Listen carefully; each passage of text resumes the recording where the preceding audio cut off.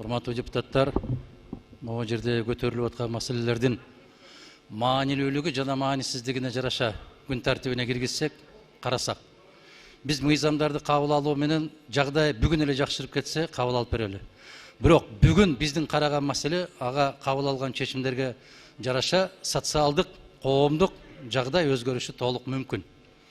Ошондуктан Чыңгыз мырза айткан маселени күн тартибине киргизүү менен бирге азыр аябагандай каттуу ызы чуу. Мына кече областтык телекомпаниядан берди деп атат. Кыргыз-өзбек чегарасы боюнча Кемпирабад кетиптир деген ызы чуу аябай каттуу кетип баратат. Өткөндө эле айтышты эле.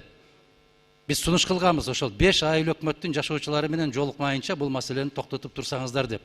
Макул болгон. Президенти да отурган, өкмөтү да отурган, баары отурган. Бирок жеңүүчүнөн барып кол коюп бергендиги, аны теледен айтып жибергендиги өлкөдө аябагандай каттуу будуңчаңды жаратып атат. Ошондуктан биз мыйзамдарды кабыл алууну токтотуп, өлкөдөгү түзүлгөн кырдаал оңой эмес. Өлкөдөгү эмес, биздин жогорку кеңештин ичиндеги түзүлгөн кырдаал да жеңил эмес. Өткөндө коопсуздук кызматынын жетекчиси 2 жашык автомат көтөрүп парламенттин ичине кирип келгендиги бул жапайычылык.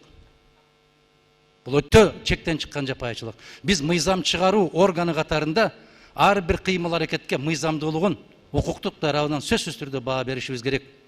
Ага баа бере албасак, анда жогорку кеңеш өзүнүн ишин аткарбады деп билишибиз керек.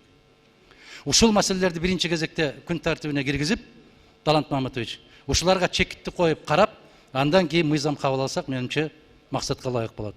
Ушул сунушту добушка койсоңуз. Рахмат. Рахмат.